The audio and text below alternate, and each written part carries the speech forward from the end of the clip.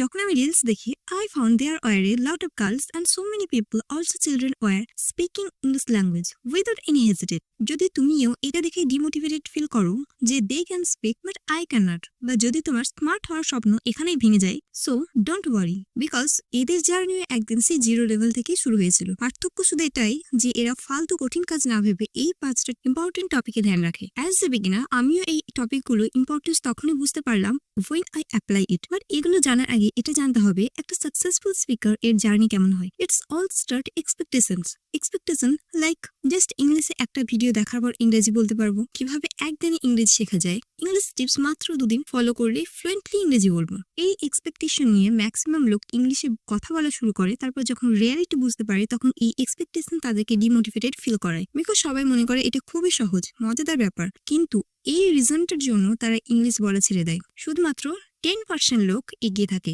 এই কারণে যারা সাকসেসফুল হয়। সেই 10% লোক ইউটিউবে সার্চ করে how to speak English, spoken English learning videos, English for beginners. But problem হচ্ছে এটা, এই ভিডিওগুলো তো তোমরা দেখো, বাট এই শেখার জিনিসগুলো ডেইলি লাইফ অ্যাপ্লাই করো না। If you think I don't have partner to speak, I don't have any spoken English coaching around my area, I don't have money, তাহলে এই কটা চ্যানেলের নাম জেনে নাও, বিকজ এগুলো ইউজ করে without money and sitting at home ইংরেজি বলতে পারবে। যেহেতু আমি ইংরেজি শিখছি, তাই যে কটা চ্যানেল এর নাম বলবো আমি নিজেই সেগুলো ইউজ করি। First, English is a practice for studying practice. If you don't know what is studying and how to practice it, please check my previous video. Number 2, others teaching for daily use English sentence. Should I memorize daily use English sentence? No, daily use English sentence মুখস্থ করতে হবে না। প্রথম যখন ইংরেজি বলা শুরু করবে তখন কয়েকটা সেন্টেন্স বা সেন্টেন্স প্যাটার্ন মেমোরাইজ করবে, মাত্র 15টা সেন্টেন্স প্যাটার্ন, যেগুলো দিয়ে আমি ইংরেজি বলা শুরু করেছিলাম। চাইলে সেই ভিডিওটা দেখে আসতে পারো। হাউ টু স্পিক ইংলিশ, এই ভিডিওগুলোতে ক্লিক করা তো খুবই সহজ।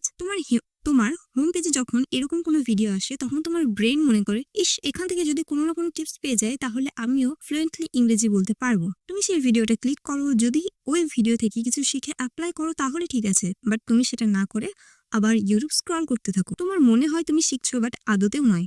কোনো কিছু শেখার জন্য শুধুমাত্র একটাই রোডম্যাপ, তা হচ্ছে কনসিস্টেন্সি। এই কনসিস্টেন্সির জন্য তোমাকে স্যাক্রিফাইস করতে হবে, এক্সপিরিয়েন্স গেইন করতে হবে, হেটার্সদের ইগনোর করতে হবে, এবং সব থেকে গুরুত্বপূর্ণ হচ্ছে প্রত্যেক ভিডিও থেকে শিখতে হবে। বেসিক্যালি সেই সমস্ত জিনিস করতে হবে যেগুলো শুধুমাত্র 10% লোকেরাই করে। This is series why 90% people can speak English. I would say that শুধুমাত্র এই 5টা পয়েন্টের উপর ফোকাস করতে হবে, বিকজ এটাই সেই টপিক যেটা তোমাকে 90% পিপলের থেকে পার্থক্য করবে। Set the right explanations. অনেক লোক আছে যারা ইংরেজি শিখতে চায়, কিন্তু খুব কম লোক আছে যারা ইংলিশ বলতে চায়। আর it's different is very important. It's like তোমাকে শুনে বলতে হবে, বাট অ্যাকচুয়ালি একটা সেন্টেন্স বানাতে গেলে এত কিছু দেখতে হবে, যেগুলো অনেক বিগিনার অ্যাভয়েড করে। কিংবা এত কিছু করার পরেও যখন তোমার পারফরমেন্স ভালো হয় না, I am telling you that তখন তোমার ডিমোটিভেটেড ফিল হয়। But I am telling you that শুরু থেকে তোমার এক্সপেকটেশন লো রাখো, তাহলে সব ছোট ছোট গ্রোথ অ্যাচিভমেন্ট মনে হবে ইনস্টেড অফ ডিসঅ্যাপয়েন্ট।